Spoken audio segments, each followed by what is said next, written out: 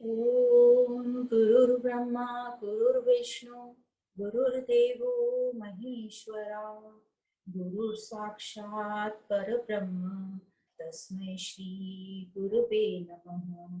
तस्मै श्री गुरुवे नमः। आप सभी को प्रणाम। हम पढ़ रहे हैं विवेक चूड़ामणि। हमने लास्ट 4 सेशन में जीवन मुक्त के लक्षण और प्रारब्ध विचार पढ़ा था। हमने श्लोक नंबर 464 तक पढ़ा था और जो लास्ट के 2 टॉपिक थे जीवन मुक्त के लक्षण और प्रारब्ध विचार। तो ये जो प्रारब्ध विचार हमने लास्ट में पढ़ा, तो ये क्वेश्चन, ये प्रारब्ध विचार आया कहाँ से? तो शिष्य को क्वेश्चन था कि जो जीवन मुक्त जब हम पढ़ रहे थे उसमें पढ़ा था कि जीवन मुक्त अपनी सब वासनाओं से, उसकी सब वासनाएं खत्म हो गई हैं, समाप्त हो गई हैं। तो क्वेश्चन मन में आता है कि जब जिसकी वासनाएं सब समाप्त हो गई हैं, तो फिर वो जगत में सब कार्यरत क्यों दिखता है? उसका जगत के साथ संबंध क्यों दिखता है? वो व्यापार करता हुआ क्यों दिखता है? वो शरीर में रहता ही क्यों है? तो उसके आंसर में उपनिषदों में, शास्त्रों में, मतलब श्रुति कहती है कि प्रारब्ध के कारण, प्रारब्ध अनुसार उसका शरीर चलता है। तो फिर क्वेश्चन आता है कि ये प्रारब्ध क्या है? तो उसके आंसर में हमने पढ़ा था कि जो हमारे कर्म है वो 3 में डिवाइडेड है। संचित कर्म, मतलब हमारे पास्ट के अभी तक के जितने भी हमने कर्म किए हैं, वो सब कर्म जो है हमारे मन पे अंकित हैं और जो वो वासनाओं के रूप में फलीभूत होते हैं टाइम टू टाइम। तो जो संचित कर्म है हमारे प्रारब्ध पास्ट कर्मों का संग्रह है, मतलब भूतकाल में जितने भी कर्म किए गए हों। अब इन्हीं संचित कर्मों में से कुछ कर्म जो आज मैच्योर हो गए हैं, आज जो इस जीवन में मेरे सामने आते हैं, उनको कहते हैं प्रारब्ध कर्म। और जो आगे आने वाले हैं, जो अभी तक फलीभूत नहीं हुए हैं, उन्हें कहते हैं आगामी कर्म। तो इस प्रकार हमने प्रारब्ध विचार पढ़ा। तो उसमें फिर क्वेश्चन आता है कि ये जो प्रारब्ध है, जो फल आज मेरे सामने है, उनका, उसके कारण ये शरीर जो है चलता रहता है। और जब तक इसके फल आज जो हमारे सामने है, प्रारब्ध फल समाप्त नहीं होते, तब तक हम शरीर में रहते हैं। और जब हमारा ये फल समाप्त हो जाते हैं, तो ये शरीर का त्याग होता है, मतलब इस शरीर की मृत्यु होती है। तो ये जो शरीर है, ये प्रारब्ध कर्मों का, जो आज मैच्योर है, उनका फल है। अब प्रारब्ध मतलब जो फल ऑलरेडी मैच्योर हो गए हैं, मेरे सामने हैं, और जो फल जो बीज अंकुरित हो चुके हैं, उनके तो फल आएंगे ही आएंगे। मतलब जो तीर तरकश में से छूट चुका है, वह अपने लक्ष्य तक अवश्य पहुंचेगा। तो इसी में हमें बताया गया, जो जीवन मुक्त है उसके जो संचित कर्म है और आगामी कर्म है, वो तो ज्ञान के प्रकाश से भुंज जाते हैं, रोस्ट हो जाते हैं। और जो बीज रोस्ट हो जाते हैं, वो अंकुरित नहीं होते। तो फिर प्रारब्ध कर्मों का क्या होता है? तो कहा प्रारब्ध कर्म जो है वो बुझते नहीं है, क्योंकि वो फल, वो बीज अंकुरित हो चुके हैं, तो फल तो सामने ही आएंगे ही, और उन फल को हमको भोगना ही पड़ेगा। पर फिर जीवन मुक्त के में बताया हमें और आगे कि जब ज्ञान से ये जीवन मुक्त जो है अपने स्वरूप में स्थित हो जाता है, मतलब आत्मा में स्थित हो जाता है, तो प्रारब्ध भी उसको प्रभावित नहीं करती।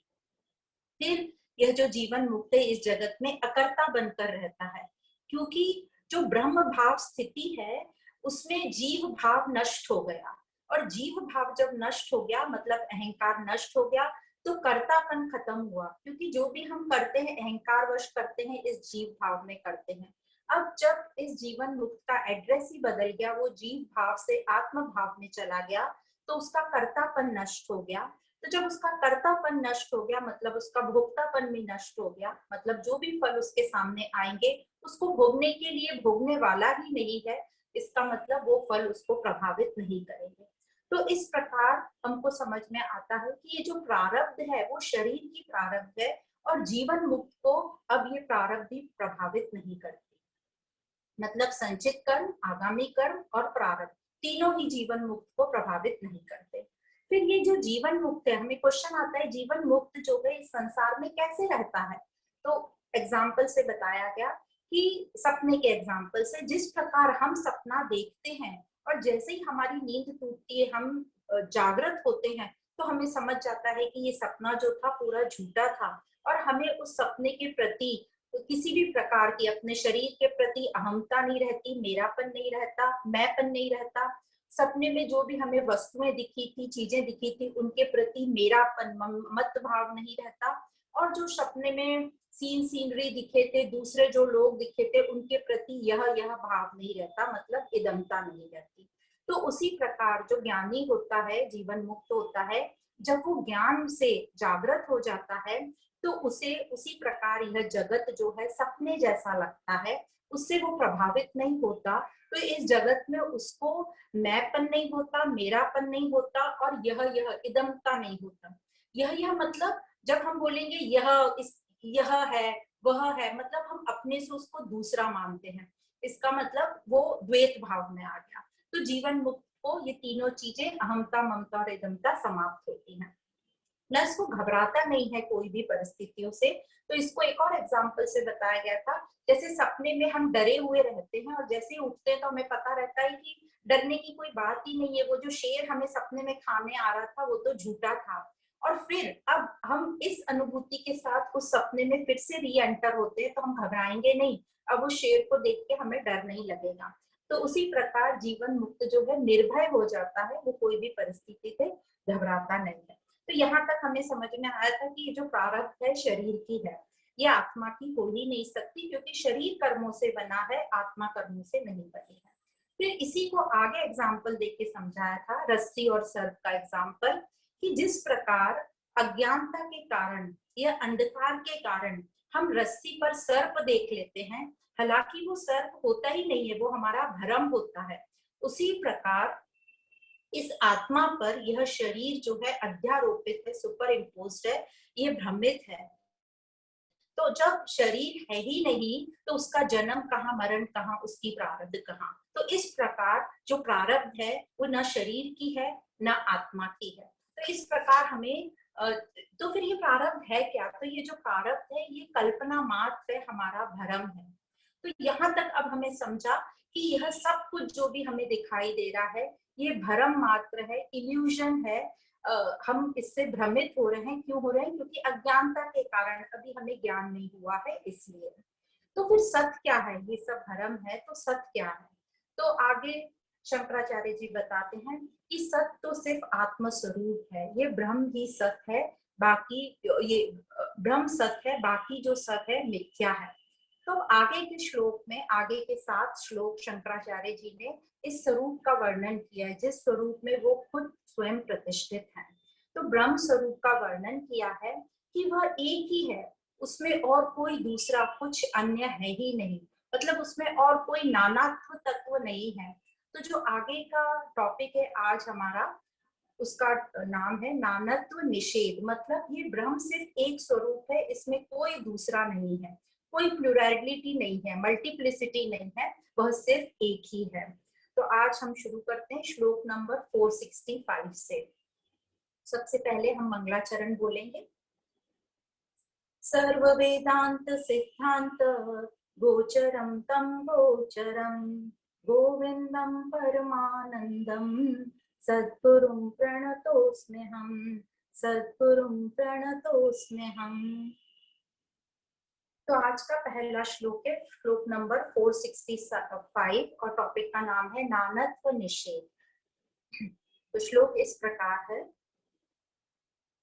परिपूर्ण मनाधन्तम् अप्रमेय विक्रियम् एकमेवाद्वयं ब्रह्म नेह नानास्ति किंचन।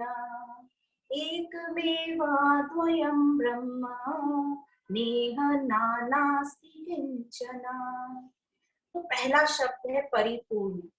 परिपूर्ण मनाधन्तम्। परिपूर्ण का मतलब जो वासना रहित है, जो वासना रहित होगा वही परिपूर्ण होगा। परिपूर्ण जैसे हम सब समझते, कंप्लीट, अपने आप में पूरा सेटिस्फाइड, पूरा तृप्त।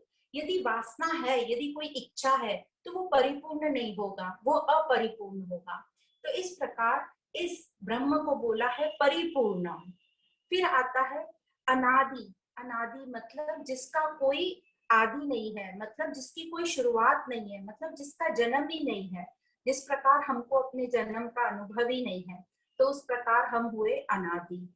फिर आता है अनंतम, मतलब जिसका कोई अंत नहीं है, जिस प्रकार हमको अपनी मृत्यु का कोई अनुभव नहीं होता, तो इस प्रकार वह अनादि है, अनंतम है।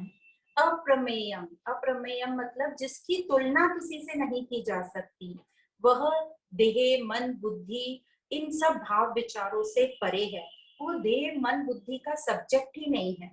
फिर आता है अविक्रियम, मतलब जिसमें कोई क्रिया, जो कोई क्रिया ही नहीं करता, तो उसमें कोई परिवर्तन ही नहीं होता, तो जो भी परिवर्तन हमें दिखता है वो सब होता है इस देह में, इन प्राणों में। तो इस प्रकार बताया कि यह जो ब्रह्म है ये परिपूर्ण है, अनादि है, अनंत है, अप्रमेयम है। फिर आता है एक मेवाद्वयम, मतलब इसके जैसा दूसरा कोई नहीं, अद्वितीय है, उसमें कोई भेद ही नहीं है, मतलब जरा भी अब उसमें नानत्व नहीं है, कोई मल्टीप्लिसिटी नहीं है। तो यही जो भाव है कि इसमें कोई नानत्व नहीं है, वह एक ही है, इसमें जरा सी भी कोई शंका नहीं रह जाए, इसलिए यहाँ शब्द यूज किया है किंचित। तो नेह नानास्ति किंचन, जरा भी कोई शंका नहीं है कि इसमें कोई दूसरा है या अन्य है। तो जो भी नानत्व है, मतलब जो उपाधियों से हमारी अलग अलग पहचान बनती है, हम मल्टीप्लिसिटी में आ जाते हैं, तो ये जो उपाधियां हैं ये सब काल्पनिक हैं, ये सब व्यवहारिक दृष्टि से हैं, सापेक्षता की दृष्टि से हैं, ये सब भ्रम है, ये सब सत्य नहीं है। जिस प्रकार एक ही व्यक्ति पर व्यवहार से, ये संबंध की दृष्टि से हमें अलग अलग उपाधियां और हम अलग अलग संबंध में रहते हैं, जैसे माँ, मासी, मामी, चाची, ये सब हम कहलाते हैं, तो ये अपने अपने संबंध के हिसाब से ही हमें उपाधियां बन गई, पर व्यक्ति ये एक ही है, मैं एक ही हूँ, पर मैं अलग अलग नामों से जानी जाती हूँ। तो जिस प्रकार आकाश एक ही है, पर उसपे अलग अलग दिशाएं हमने अध्यारोपित कर दी हैं। ये अलग अलग दिशाएं कैसी हो गई आकाश से? जिस प्रकार सूर्य उदय होता है उस दिशाओं के हिसाब से हमने आकाश में अलग अलग दिशाएं बोल दी। जिस प्रकार आंख एक ही है पर उसमें हम विभिन्न रंग और दृश्य देख सकते हैं, जिस प्रकार मन एक ही है पर उसमें अनगिनत भाव है, जिस प्रकार ये बुद्धि एक ही है पर उसमें अनगिनत निर्णय, सही गलत, ये सब हम लेते हैं, तो उसी प्रकार ये ब्रह्म एक ही है जिस पर पूरा जगत अध्यारोपित है, जिससे पूरे जगत की उत्पत्ति हुई है। तो हमें इसी भाव को पक्का करना है। कौन से भाव को? कि ब्रह्म तत्वमसि भावयात्मनि। तो ये कैसे करेंगे हम इस भाव को पूरा? तो जो सबसे पहला शब्द है आज के श्लोक का, परिपूर्णम, इसको हम ध्यान रखेंगे कि वो परिपूर्ण मैं हूं। अब जैसे हमारे अंदर बहुत से अलग अलग भाव आते हैं, कई बार तो जो नेगेटिव भाव आते हैं कि अरे मैं तो कुछ काम का ही नहीं हूँ, मेरे से तो कुछ बनेगा ही नहीं, मैं तो बेचारा, मैं दुखी। तो इस प्रकार के जब हमारे में भाव आते हैं, तो क्यों ना हम इन भावों को अच्छे भाव से रिप्लेस करें कि मैं परिपूर्ण हूँ, मैं सेटिस्फाइड हूँ, मैं कंप्लीट हूँ। तो इसको हम कैसे कर सकते हैं?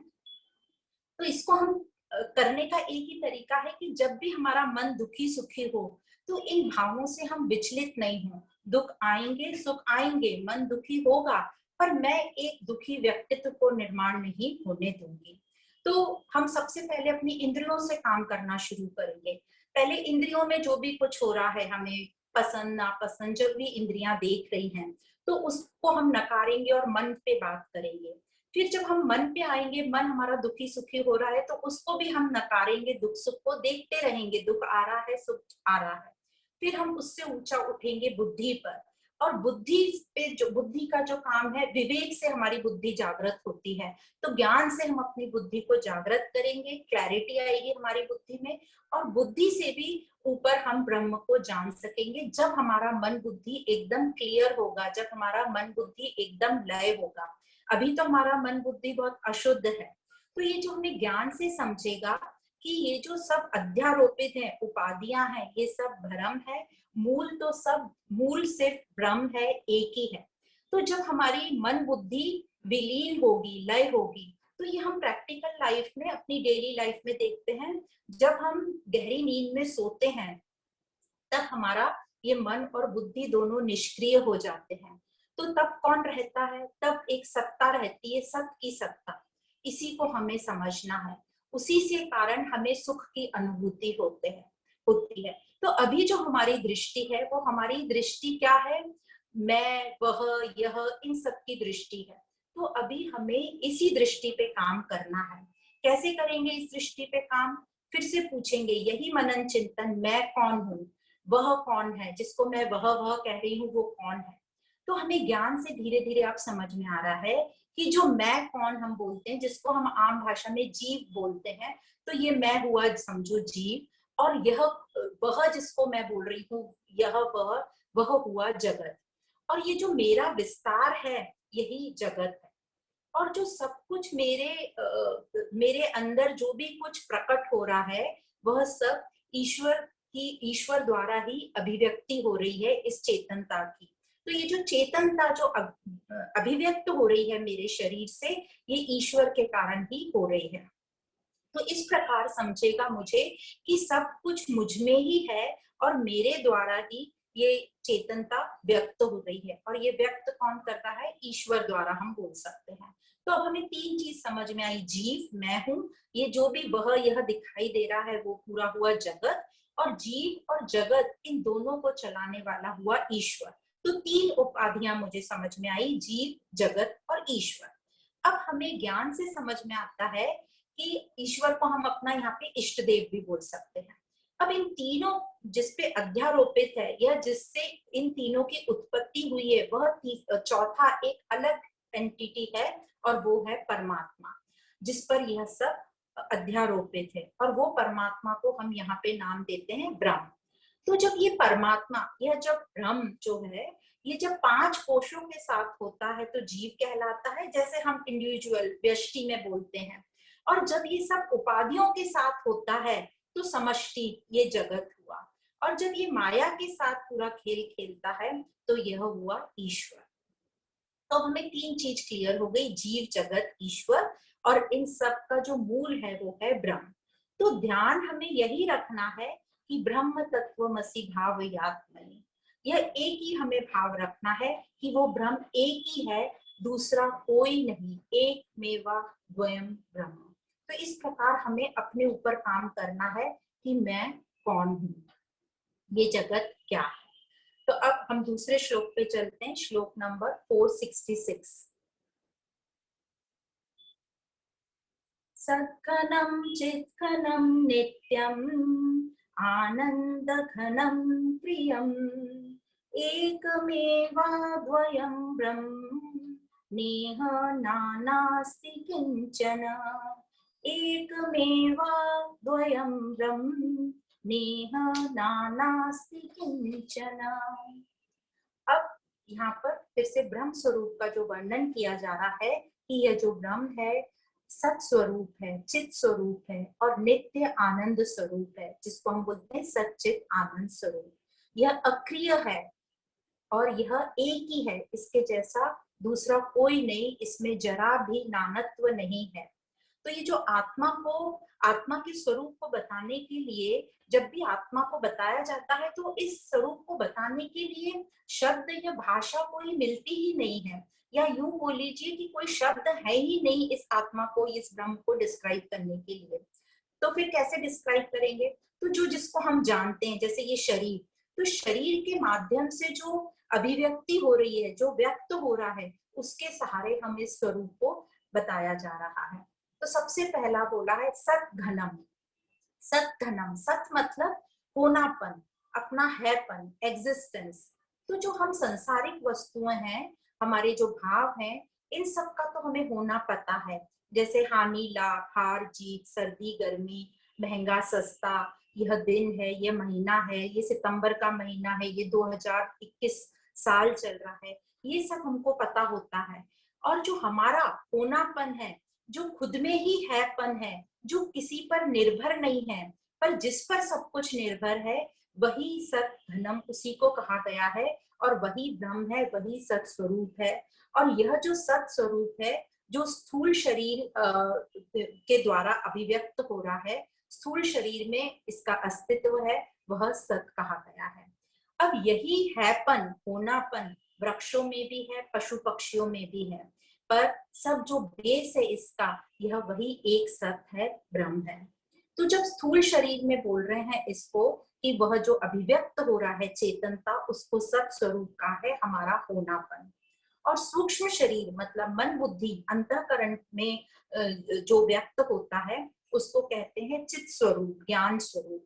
और जो कारण शरीर में जो हमारी वासनाएं अज्ञानता में जो व्यक्त होता है, यह जो हमने पहले एक क्लासिफिकेशन पढ़ा था, स्थूल शरीर, सूक्ष्म शरीर और कारण शरीर। कारण शरीर में हमारी जो सभी पास्ट संचित कर्म और वासनाएं एकत्र होती हैं, और उसमें उसी को कहा गया है यहाँ आनंद स्वरूप। तो इस प्रकार आनंद की अभिव्यक्ति होना, तो इस प्रकार सच्चित आनंद स्वरूप एक ही है, एक ही चेतनता, एक ही सत स्वरूप को तीन नाम दिए गए हैं।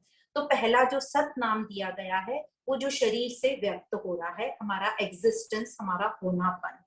अब नेक्स्ट है चिद घनम। चिद घनम मतलब जिसके द्वारा बुद्धिमान लोग या बुद्धिमान व्यक्ति अपनी बुद्धि को अभिव्यक्त करते हैं, उसी को यहाँ आत्म तत्व कहा गया है। तो जहाँ जीवन का अस्तित्व है वही ये ज्ञान है, और इसी को चिद घनम कहा गया है। तो जो चित रूप में प्रकट है उसे ही यहाँ पर पूंजीभूत रूप से चिद घनम कहा गया है। फिर है नित्य आनंद घनम। तो यह जो आनंद बताया जा रहा है, यह जो आनंद है यह किसी पर निर्भर नहीं है, यह किसी के कारण से हमें आनंद नहीं हो रहा, ये कोई वस्तु या परिस्थिति के कारण हमें आनंद नहीं मिल रहा। यह जो आनंद है ये परम आनंद है, जब हमारा मन बुद्धि विक्षेप रहित हो जाता है, जब मन हमारा पूरा लय हो जाता है, जब ये हमारी कारण शरीर में वासनाएं लय हो जाती हैं, उसको कहते हैं मनातीत स्थिति, उसमें परम आनंद होता है। अब यह जो आनंद है, परम आनंद, जो ब्रह्म स्वरूप को डिस्क्राइब कर रहे हैं हम, सच्चित आनंद स्वरूप, यह जो आनंद है यह किसी भी चीज से या टाइम से बंधा हुआ नहीं है, इसलिए इसको कहा जा रहा है नित्यानंद स्वरूप। पर अभी जो हमारा मन है, अभी हमारा मन इतना शुद्ध नहीं है, और इसलिए जो हमारा मन बुद्धि में जो भी अनुभव होते हैं वो समय से बंधे होते हैं, इसलिए लिमिटेड होते हैं, इसलिए उसमें विकार भी उत्पन्न होता है, और यह आनंद जो है क्षणिक आनंद कहलाया जाता है। पर जो ब्रह्म आनंद है वो सिर्फ परम ब्रह्म की उपस्थिति में हमें मिलेगा, मतलब अभी तो है ही हमारे में वो उपस्थिति, पर अशुद्धता के कारण हम उसको देख नहीं पा रहे हैं, उसको अनुभव नहीं कर पा रहे हैं। तो उसको हम अनुभव कैसे करेंगे, जब हमारा मन और बुद्धि एकदम शुद्ध होगा, मन बुद्धि हमारे जब लय हो जाएंगे, विलीन हो जाएंगे। फिर बताया गया यह अक्रियम है। अक्रियम मतलब यह जो आत्मा है, ये ब्रह्म जो है, यह कुछ कार्य नहीं करता, पर इसकी मौजूदगी में सब कार्य होता है। तो आत्मा जो है किसी से भी लिप्त नहीं होती, कोई भी कार्य से लिप्त नहीं होती या किसी से भी लिप्त नहीं होती, और इसको कहा गया है अक्रियम। तो इस प्रकार जो आत्म तत्व है, यह सच्चित आनंद घन आत्मा ब्रह्म जो बोला है, किसी से भी लिप्त नहीं होता, इसमें जरा सा भी नानत्व भाव नहीं है, मतलब अदरनेस नहीं है, किसी प्रकार का द्वैत नहीं है। तो हमें यही ध्यान रखना है कि वह ब्रह्म मैं हूँ, वही आनंद रूप मैं हूँ, और इसकी हमें प्रैक्टिस करनी है, मतलब हमें अपने मन पर काम करना है, अपने मन को शुद्ध करने की कोशिश हमारी जारी रहनी चाहिए। नेक्स्ट श्लोक है श्लोक नंबर 467। प्रत्यक रसं पूर्णम् अनंतं सर्वतोमुखम् एकमेवाद्वयं ब्रह्म नेह नानास्ति किंचन एकमेवाद्वयं ब्रह्म नेह नानास्ति किंचन। तो पहला शब्द इसमें कहा है प्रत्यक। प्रत्यक एक रसम। प्रत्यक मतलब यह ब्रह्म को कहा गया है, ये प्रत्यक है, मतलब जो बहुत ही नजदीक होता है, हमारे पास से भी पास, नियरर टू द नियरेस्ट। तो यह जो ब्रह्म है ये किसी का दृश्य नहीं है, बल्कि यह मैं ही हूँ, स्वयं मैं ही हूँ, और यही मेरा स्वरूप है। इसमें कोई विकार नहीं आता, इसलिए इसको एक रसम कहा गया है। रसम मतलब रस मतलब जिसमें बीज नहीं होना, तो जिसमें बीज नहीं होगा तो उसमें कोई कारण नहीं होगा, मतलब कॉजलेस कारण रहित है वो, क्योंकि उसमें बीज नहीं, इसलिए इसको रसम कहा गया है। और यह अविनाशी है, उसमें कोई भेद नहीं है, कोई इच्छा नहीं है, इसलिए इसको पूर्णम कहा गया है। जहां इच्छा आ गई तो वो अपूर्ण हो जाएगा। फिर इसको अनंत कहा है, क्योंकि इसका न तो कोई जन्म है न कोई मरण है, इसलिए इसको अनंत कहा है।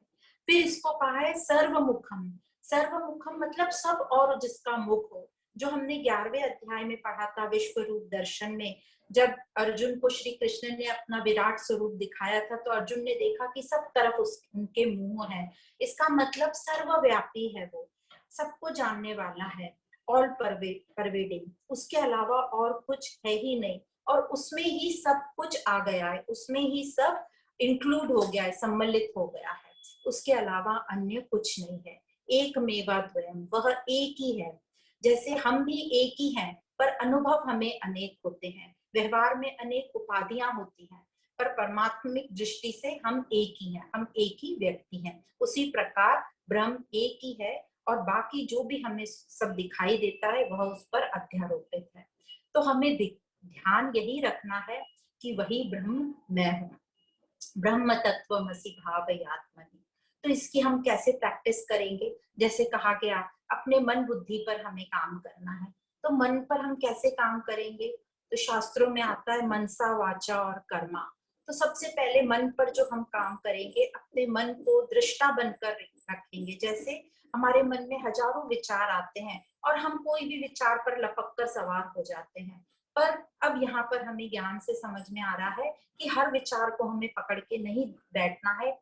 एक दिन में हमको 60,000 से ज्यादा विचार आते हैं, तो उन विचारों को हमें सिर्फ दृष्टा बनकर देखना है।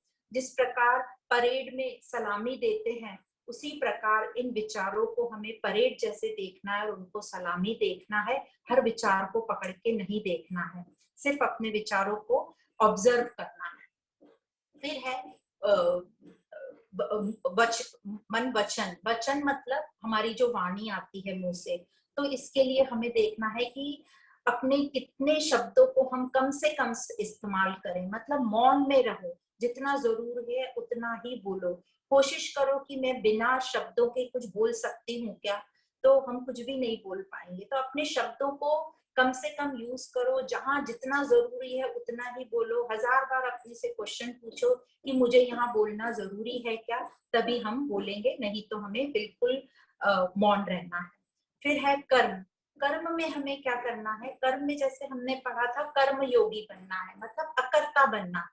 तो कोई भी चीज में हमें यही समझना है कि ये मैं नहीं कर रही हूँ, मेरे द्वारा करवाया जा रहा है। तो ये डूअरशिप हमें छोड़नी है। हम अकर्ता बनेंगे तो हम अभोक्ता बनेंगे। तो इस प्रकार धीरे धीरे हमारा मतलब हमारी आत्म स्वरूप का और हमारा जो शरीर है उनमें थोड़ा ढीलापन आएगा और हम अपने शरीर को एक अलग से देख पाएंगे। तो इस प्रकार हमें अपने स्वरूप तक पहुंचने की कोशिश करनी है और अपने ऊपर काम करते रहना है। अब हमारा जो नेक्स्ट श्लोक है, श्लोक नंबर 468। श्लोक इस प्रकार है, अहे अहेयम अनुपादेयम अनाध्ययम अनाश्रयम एकमेवाद्वयं ब्रह्म नेह नानास्ति किंचन। एकमेवाद्वयं ब्रह्म नेह नानास्ति किंचन। तो पहला शब्द इसमें आया अहेयम। अहेयम मतलब जो त्यागा नहीं जा सकता, हेयम मतलब जिसका त्याग हम जो त्यागने लायक हो। तो जो त्यागा नहीं जा सकता, कौन नहीं त्यागा जा सकता? तो दो चीजें नहीं त्यागी जा सकती, एक तो सत स्वरूप, क्योंकि वह मैं ही हूं, तो उसे हम त्याग नहीं सकते। और दूसरा भरम। भरम मतलब इल्यूजन, उसको हम क्यों नहीं त्याग सकते? क्योंकि वो भरम है, वो रियल है ही नहीं, तो उसको क्या त्यागेंगे? जो है ही नहीं उसको हम कैसे त्याग सकते हैं? तो अहेयम मतलब जो त्यागा नहीं जा सकता, मेरा अपना स्वरूप मतलब ब्रह्म स्वरूप जो त्यागा नहीं जा सकता। फिर दूसरा है अनुपादेयम मतलब जो स्वीकारा नहीं जा सकता। तो हमने यहाँ दो चीज समझी कि सत को त्यागा नहीं जा सकता और न ही सत को ग्रहण किया जा सकता है। क्यों? क्योंकि हम ही वही सत हैं तो हम अपने आप का कैसे त्याग कर सकते हैं, और ग्रहण भी नहीं कर सकते, क्योंकि हम ग्रहण और त्याग उस चीज का करा जाता है जो हमसे अलग है, पर यह ब्रह्म स्वरूप तो मैं ही हूँ, स्वयं हूँ। तो इसलिए न तो इसका त्याग किया जा सकता है, न इसका ग्रहण किया जा सकता है। जैसे हम अपने आप में कैसे मिल सकते हैं, नहीं, हम है ही वो, इस प्रकार उसका न त्याग होता है न ग्रहण होता है। तो इस प्रकार जो भरम है उसका भी त्याग नहीं कर सकते, क्योंकि जैसे हमने समझा जो है ही नहीं उसका हम त्याग कैसे करेंगे। तो एग्जाम्पल यहाँ पे दिया जाता है, जैसे दर्पण में प्रतिबिंब दिखता है, तो उस प्रतिबिंब को हम त्याग नहीं कर सकते, क्योंकि वो सिर्फ प्रतिबिंब है, वो अनरियल है, वो रियल है ही नहीं। फिर तीसरा आता है अनादेयम। अनादेयम मतलब जिसमें कोई अध्यारोपण नहीं है, तो उसको प्रकृति उसको छू ही नहीं सकती। तो इसी प्रकार ये जो ब्रह्म है, इस पर जो है यह खुद अध्यारोपण नहीं है, यह खुद एग्जिस्टेंस है, यह खुद स्वयं ही ब्रह्म है, इसके अलावा और कोई भी नहीं है। तो हमें भी ये जो अध्यारोपण, सुपर इम्पोजिशन जो हमें दिखता है, वो ब्रह्म के ऊपर अध्यारोपित है, वो काल्पनिक है, वो सत्य नहीं है। तो हमें भ्रम में नहीं भटक जाना है। तो कैसे हम अपने ऊपर काम करेंगे, तो अपने सत स्वरूप में रहना है। कैसे रहेंगे सत स्वरूप में? प्रेजेंट में रहना है, वर्तमान में रहना है, हमें पास्ट और फ्यूचर में नहीं जाना। जो भी हम काम कर रहे हैं 100% प्रेजेंट में रह के करना है। दृष्टा बनकर रहना है, दुखी बनकर नहीं रहना। जितना हम दुखी बनकर रहेंगे उतना हम परेशान होंगे, उतना हमारे में ईर्ष्या आएगी, द्वेष भाव आएगा, विक्षेपता आएगी, उतनी हमारे में अपूर्णता आएगी। तो जैसे ही हमें इस सत स्वरूप का ज्ञान होता है, हमें पूर्णता की प्राप्ति होती है और आनंद की प्राप्ति होती है।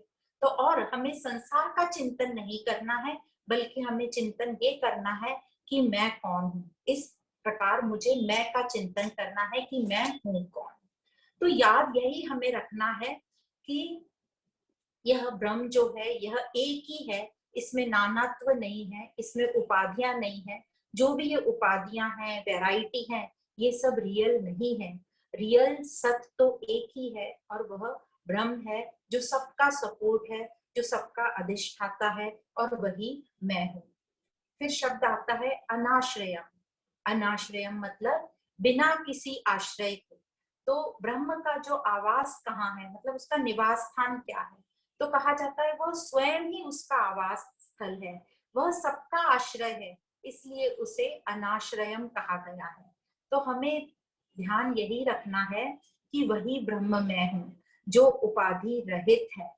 तो हमें अपने एकत्व भाव के ऊपर ध्यान देना है, उस पर काम करना है, जो त्यागा नहीं जा सकता, अहेयम है, जिसका हम त्याग नहीं कर सकते, जो आनंद स्वरूप है।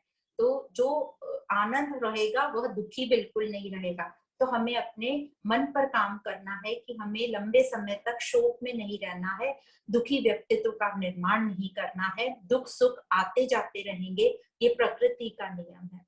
तो इस प्रकार हमें अपने ऊपर काम करना है। नेक्स्ट श्लोक है श्लोक नंबर 469। श्लोक इस प्रकार है, निर्गुणं निष्कलं सूक्ष्मं निर्विकल्पं निरञ्जनम् एकमेवाद्वयं ब्रह्म नेह नानास्ति किंचन। एकमेवाद्वयं ब्रह्म नेह नानास्ति किंचन। पहला शब्द आया निर्गुणम। निर्गुणम जैसे शब्द ही कहता है गुण रहित, या गुण रहित से भी ज्यादा गुणातीत जिसको कहा जाता है, जिसको कोई गुण छू भी नहीं सकता, जिसमें कोई गुण है ही नहीं। तो गुण युक्त कौन रहता है? जो गुण युक्त पदार्थ होते हैं वे सब नाशवान होते हैं, ये सब हमारा भी अनुभव है। तो और गुणों से ही हम कंपैरिजन करते हैं, और जहां हमने कंपैरिजन शुरू किया, कैसे गुणों से करते हैं, वो अच्छा है, वो खराब है, वो ज्यादा खूबसूरत है, वो काला है, वो गोरा है, या गुणों से मेरा बच्चा उस बच्चे जैसा गुणी हो जाए। तो इस प्रकार जब हम कंपैरिजन करते हैं, और कंपैरिजन गुणों से ही होता है, तो संसार डेवलप हो जाता है, संसार बन जाता है। और दूसरा, जितना हम पसंद नापसंद में जाएंगे, ये हमारे मन की भाव होते हैं, मेरे को ये पसंद है, मुझे ये पसंद नहीं है, तो जितना हम पसंद नापसंद में रहेंगे उतना हम सीमित हो जाएंगे, लिमिटेड हो जाएंगे और हम परेशान रहेंगे। पर हमारा उद्देश्य क्या है? अपने आप को शांत करना, डिस्टर्ब नहीं होने देना और सीमित से अनंतता की ओर जाना, मतलब लिमिटेड से हमें अनलिमिटेड की तरफ जाना है, इनफाइनाइट की तरफ जाना है। तो अब हम क्या प्रैक्टिस करेंगे? तो हमें ये प्रैक्टिस करनी है कि हम ज्यादा कंपैरिजन में नहीं जाएं, वैरायटी में हम बहुत नहीं अटके। जैसे रंग, रूप, गंध, स्वाद और ध्वनि होती है, ये सब तो बेसिक चीजें, तन मात्रा है। तो ये किसकी तन मात्राएं? जैसे हमने पढ़ा था पंचकोश विवेक के टाइम कि ये पृथ्वी, जल, अग्नि, वायु और आकाश की तन मात्राएं हैं। तो ये सब जो है तन मात्राएं रहेंगी, पर जो तन मात्राएं के ऊपर वैरायटीज क्या हो गई? जैसे रंग के ऊपर वैरायटी हो गई, लाल, पीला, हरा, काला, नीला, ये सब वैरायटी हो गई और रंग जो हो गया वो मूल हो गया। उसी प्रकार रूप जो है वो मूल है, वो तन मात्रा है, पर उसमें वैरायटी क्या हो गई? ये सुंदर है, ये बदसूरत है, ये मोटा है, ये पतला है, काला है, इस तरीके से ये रूप की वैरायटीज हो गई, उपाधियां हो गई। फिर गंध, अब गंध तो मूल है पर उसकी वैरायटी क्या हुई? ये खुशबू है, ये बदबू है, ये ज्यादा अच्छा है, इसकी खुशबू ज्यादा अच्छी है। तो इस प्रकार ये वैरायटी हुई। उसी प्रकार स्वाद में, स्वाद हुआ मूल, पर खट्टा है, मीठा है, तीखा है, मुझे ये पसंद नहीं, मुझे वो पसंद नहीं, ये सब हो गई इसकी वैरायटी। उसी प्रकार ध्वनि में, वह सुरीला है, ये बेसुरा है, उसकी आवाज कर्कश है, उसकी आवाज कोयल जैसी है। ये सब हो गई ध्वनि की वैरायटी। तो हमें वैरायटी में नहीं अटकना है, जो भी रंग, रूप, गंध, परिस्थितियां जो भी हैं उसे हमें स्वीकार करना है, एक्सेप्टेंस मोड में जाना है। जितना ज्यादा हम पसंद नापसंद और वैरायटी में जाएंगे उतना हम अपने इर्द गिर्द संसार बनाते जा रहे हैं। तो ये निर्गुण तक हमें कैसे पहुंचना है? जैसे अभी बताया, स्वीकार भाव में रहो। जितना अस्वीकार करोगे उतना संसार में फंसते जाएंगे। तो अपने को पसंद नापसंद में नहीं अटकाना है, वैरायटी में ज्यादा नहीं जाना है, मतलब अपने को बहुत ज्यादा चॉइसेस मत दो। जैसे अब स्वीकार भाव कैसे करना है? जैसे हमने कई चीजों को स्वीकार कर लिया है, जैसे शक्कर मीठी होती है, हमने स्वीकार कर लिया, नमक नमकीन होता है, हमने वो भी स्वीकार कर लिया। हमने कभी शिकायत नहीं करी, अरे ये शक्कर इतनी मीठी क्यों है, ऐसी शिकायत कभी नहीं होती। फिर हमने स्वीकार कर लिया अपने शरीर को कि आंखों को स्वीकार किया है कि वो सिर्फ देखने का काम करती है, कान सुनने का काम करते हैं, इनसे हमें कोई शिकायत नहीं है कि अरे कान क्यों नहीं देखता है और आंख क्यों नहीं सुनती है, इस प्रकार की हमें शिकायत नहीं हुई।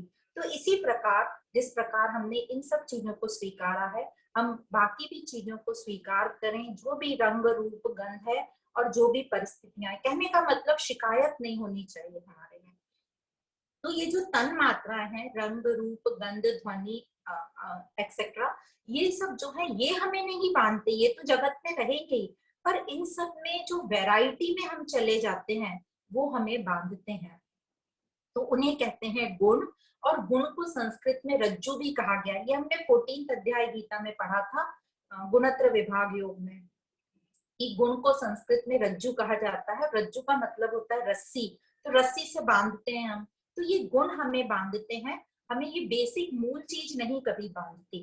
तो इस प्रकार हम निर्गुण तक पहुंच सकते हैं जब हम स्वीकार भाव में रहेंगे। फिर आता है निष्कलम। निष्कलम मतलब जिसमें कोई कलाएं नहीं है, मतलब जो कोई घटता बढ़ता नहीं है, जो एक सरीका रहता है। तो जैसे हम सुनते हैं कि चंद्र में 16 कलाएं हैं, कृष्ण की 16 कलाएं थी। तो ये जो कृष्ण की 16 कलाओं की बात होती है तो वो शरीर में कलाएं होती हैं। या चांद की जो कलाएं हैं, 16 कलाएं, वो किस पर आधारित हैं, वो किससे रिलेटेड होती हैं? वो पृथ्वी के रिलेशन से होती हैं। जैसे हमें उसकी दिखाई पड़ता है उस हिसाब से हम चांद को 16 कलाएं बोलते हैं। उसी प्रकार जो हमारी उपाधियां हैं, जो हमारे संबंध के कारण उपाधियां हमें मिल गई हैं, वो हमारी कलाएं हैं। जैसे पुत्र के कारण, पुत्र के संबंध के कारण कोई पिता बनता है, पिता के संबंध के कारण कोई पुत्री बनती है, पत्नी के कारण पति बनता है, और इस प्रकार दादा दादी, नाना नानी, अलग अलग हमें उपाधियां मिलती हैं। व्यक्ति एक ही है, उसी प्रकार ब्रह्म सत्य है, वो एक ही है और उसी पर ये पूरा खेल चल रहा है, पर वो लिपायमान नहीं होता, मतलब वो किसी से अटैच नहीं होता। तो हमें भी अपने कर्तव्य कर्म निभाना है, पर उनसे हमें अटैच नहीं होना है। जो भी हमारा रोल है उसे हमें बेस्ट तरीके से 100% प्रेजेंट में रह के अदा करना है। जितना हम उससे अटैच होंगे, मतलब जितना हम उससे लिप्त होंगे, आसक्त होंगे, उतना हम स्थूलता की तरफ चलते जाएंगे। पर हमारा तो उद्देश्य है सूक्ष्म से सूक्ष्म की तरफ जाना। सूक्ष्म जो ये ब्रह्म है, सूक्ष्म मतलब जो हर जगह मौजूद है, सूक्ष्म मतलब ऑल परवेडिंग, सर्वव्यापी। तो हमारा उद्देश्य स्थूल नहीं, हमारा उद्देश्य स्थूल से सूक्ष्म की तरफ जाना है। तो जितना हम आसक्त होंगे किसी भी चीज से, उतना हम स्थूलता की तरफ जा रहे हैं। तो जब हम आसक्ति रहित होंगे, उतना हम सूक्ष्मता की तरफ पहुंचेंगे। और सबसे सूक्ष्म क्या है? सबसे सूक्ष्म जो हमें इस जगत में समझ में आता है वो है आकाश तत्व, जो हर जगह मौजूद है, सर्वव्यापी है। और ये जो मन है, ये आकाश तत्व है। पूरा जो अंतःकरण है, ये आकाश तत्व है। और मन में ही हम पसंद नापसंद ले आते हैं, सुख दुख लग जाता है हमारे मन में। तो ये जो हमारा मन है, जिसने शुद्ध निर्मल होना चाहिए, वो स्थूल बन जाता है। तो अब हमें ये मन को भी सूक्ष्म बनाना है। और कैसे, हम आगे देखेंगे अपने मन पर हम कैसे काम कर सकते हैं। फिर हमारी बुद्धि में हमें विवेक जागृत करना है, ताकि राग द्वेष हमारा खत्म हो और हमारी बुद्धि का लय हो। तो जिस प्रकार हमने देखा था गहरी नींद में मन बुद्धि लय हो जाते हैं, उसी प्रकार जब हम अपनी गहराई में जाएंगे, अपने मनन चिंतन करेंगे अपने स्वरूप का कि मैं कौन हूँ, तब हम अपने सूक्ष्म सत्स्वरूप तक को समझ पाएंगे। और वही सत्स्वरूप जो सबका मूल है, जो मैं हूँ, जो जागृत स्वप्न सुषुप्ति सभी का साक्षी रहता है, पर किसी से भी वो प्रभावित नहीं होता। वही ब्रह्म सूक्ष्म, एक और जो क्वालिटी बताई, सूक्ष्म मतलब जो सर्वव्यापी है, हर जगह है, ऑल परवेडिंग, मतलब कण कण में जो भगवान हम कहते हैं, ये इसी क्वालिटी के कारण कहते हैं, इसलिए इस ब्रह्म को सूक्ष्म कहा गया है। फिर बताया निर्विकल्पम। निर्विकल्पम मतलब विक्षेप रहित।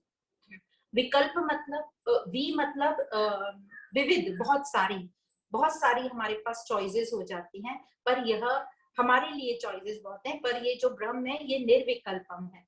तो प्रैक्टिकल लाइफ में हम निर्विकल्प कैसे हो पाएंगे? अभी हम अपनी जगत मतलब अपनी रिलेटिव लाइफ में, व्यवहारिक दृष्टि में हम क्या देखते हैं कि हमारे पास आज के जमाने में बहुत सारी चॉइसेस है, हर चीज में हमारे पास वैरायटी है, इसलिए हम बहुत कंफ्यूज भी रहते हैं, दुखी भी रहते हैं। तो प्रैक्टिकल लाइफ में हमने ये भी देखा है, जिसके पास जितनी ज्यादा वैरायटी की चीजें होती हैं, जैसे कपड़े, आभूषण, मोटर गाड़ियां, बंगले, उसको उतना ज्यादा हम उतना बड़ा मानते हैं, उतना रिच मानते हैं। पर ज्ञान के हिसाब से जितनी वैरायटी होगी, उतना आप स्थूलता में जाओगे, सत से दूर जाओगे। पर हाँ, यहाँ पर हमें और एक चीज ध्यान रखनी है। कई लोगों के पास प्रारब्ध के कारण बहुत सारा वैरायटी रहती है, पर जो ज्ञानी होता है उस वैरायटी में रहकर भी वो उससे अटैच नहीं होता। इसलिए हमें कहते हैं दूसरों को जज नहीं करना है इस ज्ञान में। ये ज्ञान बहुत ही गहराई वाला है। तो हमने सिर्फ इतना पढ़ लिया कि जितनी वैरायटी है उसकी हम स्थूलता में जाएंगे।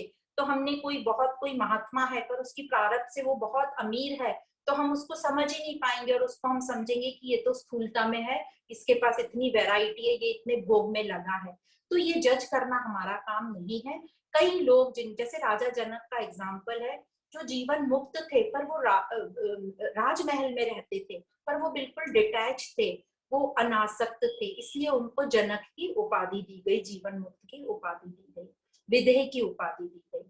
तो इस प्रकार हम जो हैं स्वीकार भाव में रहेंगे, वैरायटी से लिप्त नहीं होंगे, उनको यूज करेंगे, जो भी हमारे पास प्रारब्ध से उसे हमें यूज करना है, पर उससे अटैच नहीं कर होना। यही प्रैक्टिस करते रहेंगे तो हमारा मन शांत रहेगा, हमारा मन निर्विकल्प होगा, हमारा मन डिस्टर्ब नहीं होगा। मन में जो भी विचार आएंगे उसका मुझे अपने आप को दृष्टा बनना है, उससे मुझे डिस्टर्ब नहीं होना है। तो इस प्रकार हमारे विचारों को हम आने देंगे और हम पर उसका कोई फर्क नहीं पड़ना चाहिए। तो इस प्रकार हम एक सहजा स्थिति को प्राप्त होंगे। तो आता है कि हम कैसे कर पाएंगे इसको। तो इसको करने का जो महात्मा लोग सोल्यूशन बताते हैं कि जैसे हम लोग बहुत डिस्टर्ब होते हैं, बहुत चॉइसेस हैं, मैं ये करूं कि वो करूं, तो उस प्रकार हम अपने स्वरूप का ध्यान करेंगे। तो कैसे करेंगे हम अपने स्वरूप का ध्यान? तो जो हम लोगों में नाम जप का इम्पोर्टेंस बताया गया है, चैंटिंग का, तो वो हम चैंटिंग करेंगे, नाम जप, नाम स्मरण करेंगे। पर ये जो नाम जप है, इसकी हम प्रैक्टिस दिन में 3-4 बार करेंगे, 5-5, 10-10 मिनट के लिए।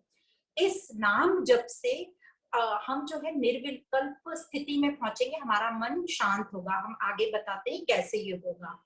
और जब हमारा मन शांत होगा, और शांत मन ही अपने स्वरूप के करीब होता है, जो हमारा स्वरूप है उसके हम करीब होंगे। तो अभी जो है हम सब अपने अपने स्वभाव से लाचार हैं, हम सब अपने अपने मन के स्वभाव के हिसाब से जी रहे हैं। जिस मन को हमने बचपन से जैसा बना दिया कि मुझे ये पसंद है, ये पसंद नहीं है, मैं इससे सुखी रहता हूँ, उससे दुखी रहता हूँ, तो वो मन का हमारा स्वभाव बन गया। तो इसी को कहते हैं अक्वायर्ड नेचर। क्योंकि हमको नाम चाहिए, मान चाहिए, पैसा चाहिए, और भी बहुत कुछ चाहिए। तो ये सब जो ये स्वभाव है हमारे मन का, और ये जो नाम है, मान है, जब इन सबको हटा दिया जाए तो फिर क्या बचता है?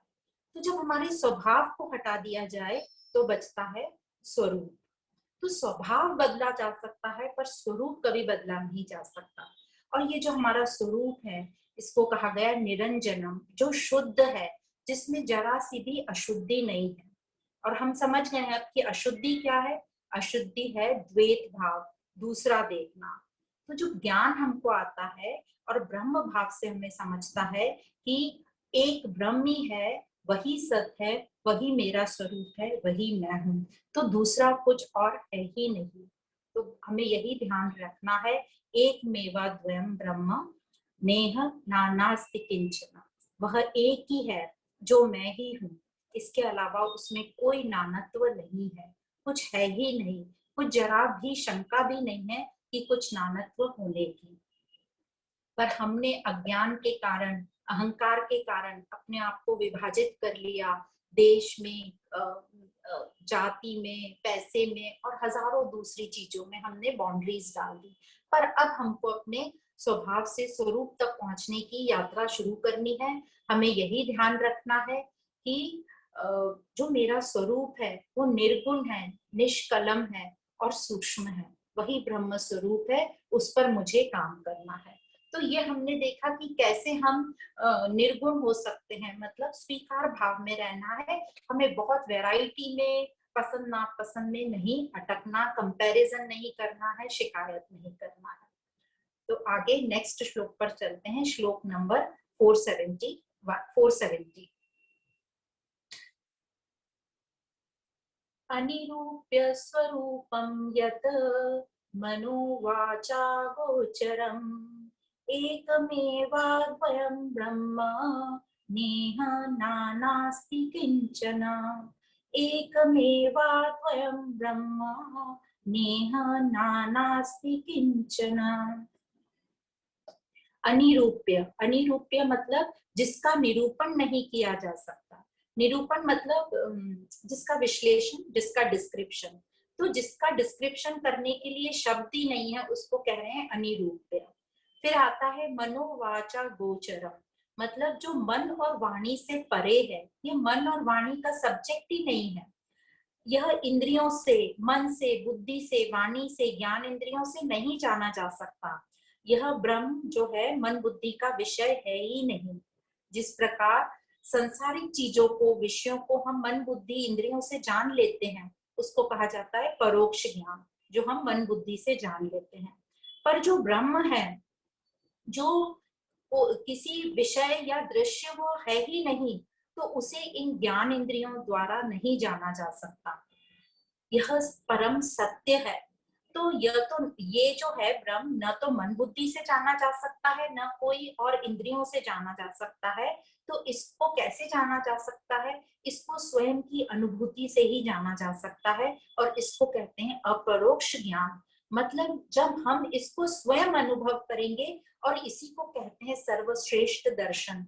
श्रीमद् भागवत में भी आता है कि सबसे उच्चतम दर्शन होता है अपरोक्ष दर्शन जब करे, मतलब स्वयं को वो अनुभव हो जाए। क्या अनुभव हो जाए? कि यह एक ही ब्रह्म है और वही स्वरूप मैं हूँ, जिसमें कोई नानत्व नहीं है, अन्य तत्व जिसमें कोई नहीं है। और पहला शब्द जो इसमें पढ़ा था हमने अनिरूप्य। अनिरूप्य मतलब जिसका निरूपण नहीं किया जा सकता। क्यों नहीं किया जा सकता? क्योंकि उसके जैसा कोई और है ही नहीं, वह एक ही है। तो निरूपण जब हम करते हैं किसी का भी, जिसका भी हम निरूपण करते हैं, वो अनजानी चीज होती है या अनजाना कुछ होता है, उसे हम किसी जानी हुई चीज के साथ उसकी तुलना करते हैं, कोई भी डिस्क्राइब हम करते हैं। जैसे कोई अनजानी आवाज का हम परिचय देते हैं तो हम कहते हैं कि उसकी आवाज में शक्कर जैसी मिठास है, उसकी आवाज चाशनी जैसी है। मतलब चाशनी जिसको हम जानते हैं, फिर उसको हमने उसकी आवाज को उससे तुलना की। या उसकी बोली कोयल की तरह है, कोयल को हम जानते हैं कि वो सुरीली है, फिर हम उसको उससे कंपेयर करते हैं। पर ये जो ब्रह्म है, यह जो आत्मा है, यह एक ही है।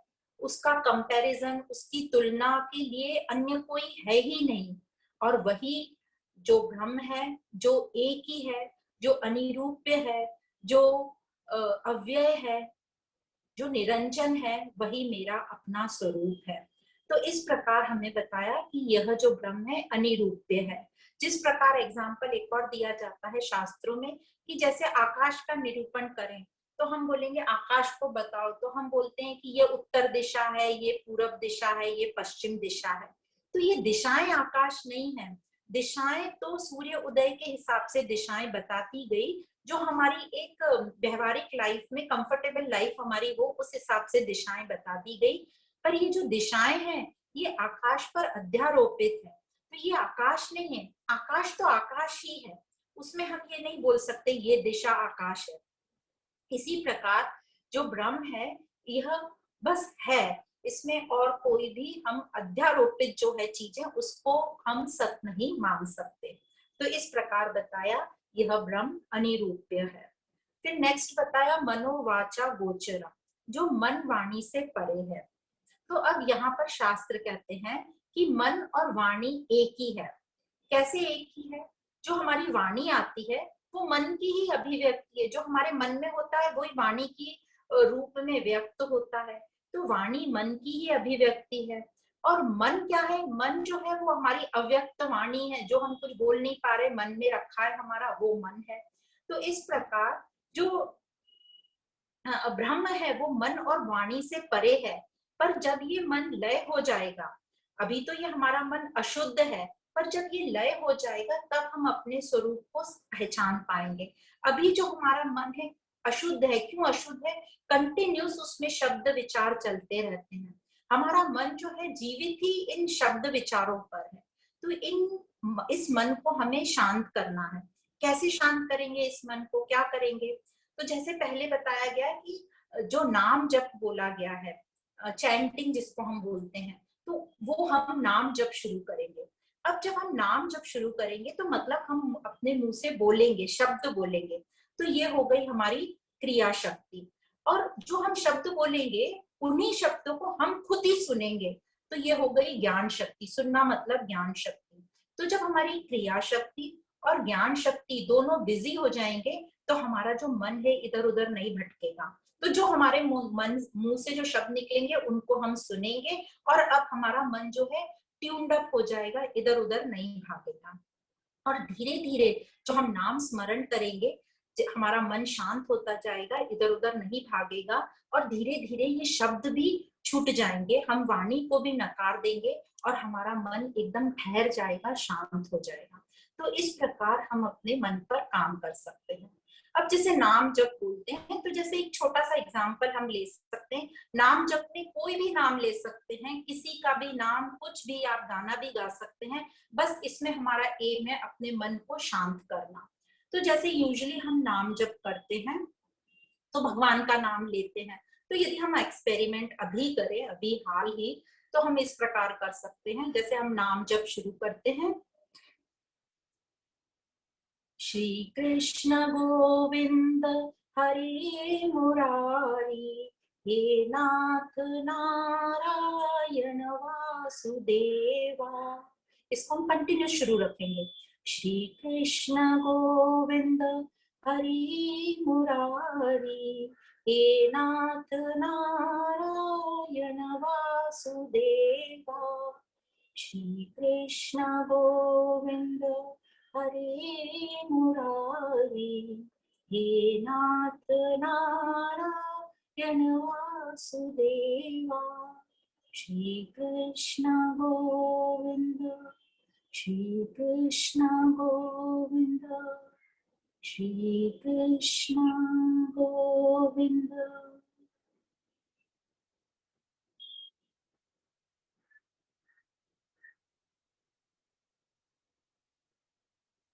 तो इस प्रकार हम महसूस करते हैं कि जो हम बोल रहे हैं उसी को हम सुनते जाएंगे तो हमारे मन में एक ठहराव आ जाएगा, भले ही कुछ देर के लिए। तो इसी एक्सरसाइज को हम दिन में 4-5 बार करें, 5-5 मिनट के लिए करें, तो हमारे मन में बहुत ठहराव आ जाएगा और इस प्रकार हम अपने मन पर काम कर सकते हैं। पर जो अभी हमारा जो मन है, बहुत ही हमने अपने मन को फालतू विचारों में उलझाए रखते हैं, इसलिए हमारा मन है इधर उधर भागता है, क्योंकि हमने इतने सालों तक अपने मन पर कुछ काम ही नहीं किया, तो वो मन का स्वभाव पड़ गया इधर उधर भागने का। पर अब हमें पता चला है, तो अब हम इस मन पर अपना कार्य शुरू करेंगे। तो सबसे पहला जो हमारा कार्य रहेगा कि हम अपनी वाणी पर कंट्रोल करेंगे, अपने बोलने पर कंट्रोल करेंगे। 100 बार क्वेश्चन पूछें, अपने आप से क्वेश्चन करेंगे कि मुझे यहाँ बोलना जरूरी है क्या, मुझे क्या बोलना है, कितना जरूरी है, और उस हिसाब से हम अपना मुंह खोलेंगे। तो इस प्रकार धीरे धीरे जब हमारा बोलना बंद हो जाएगा, तो हमारा मन जो है धीरे धीरे लय होने लगेगा, लीन होने लगेगा। उसी को कहते हैं मनोलय, और हम अपने स्वरूप के नजदीक करीब पहुंचने लगेंगे। तो इसी की प्रैक्टिस हमको करनी है, यही हमें ध्यान रखना है। क्या ध्यान रखना है? कि अपने मन को हमें लय करना, अपने मन पर काम करना है, अपने स्वरूप तक पहुंचना है। किस स्वरूप तक पहुंचना है? जो परिपूर्ण है, जो आनंद स्वरूप है, जो शुद्ध है, उस स्वरूप तक मुझे पहुंचना है। और उसको पहुंचने के लिए सबसे पहले मुझे अपने मन पर ही काम करना पड़ेगा। जितना हमारा मन लय होगा, उतना तैयार होगा हमारा मन, अपने लीन होगा, उतना हम अपनी तैयारी होगी अपने स्वरूप के पास पहुंचने की। तो श्लोक नंबर, नेक्स्ट श्लोक है श्लोक नंबर 471। सत्समृद्धं स्वतः सिद्धं, शुद्धं बुद्धं अनीदृशम्, एकमेवाद्वयं ब्रह्म, नेह नानास्ति किंचन। एकमेवाद्वयं ब्रह्म, नेह नानास्ति किंचन। अब यहाँ पर बताएं सत समृद्धम, यह जो हमारा सत स्वरूप है, यह सत से समृद्ध है, मतलब सत से परिपूर्ण है, असीम है। इसको कहते हैं स्वतः सिद्ध। क्यों? क्योंकि वह कोई वस्तु नहीं है जिसको हमें सिद्ध करने के लिए कोई प्रमाण चाहिए, वो अपने आप में ही सिद्ध है। जिस प्रकार हमारे होनेपन को सिद्ध करने की जरूरत नहीं होती, कोई आवश्यकता नहीं है हमें अपने आप को सिद्ध करने की कि मैं हूँ, बस यही काफी है कि मैं हूँ। हम किसी से भी पूछते हैं क्या जाकर कि बताओ मैं हूँ कि नहीं हूँ? कभी नहीं, हमें पता है मैं हूँ।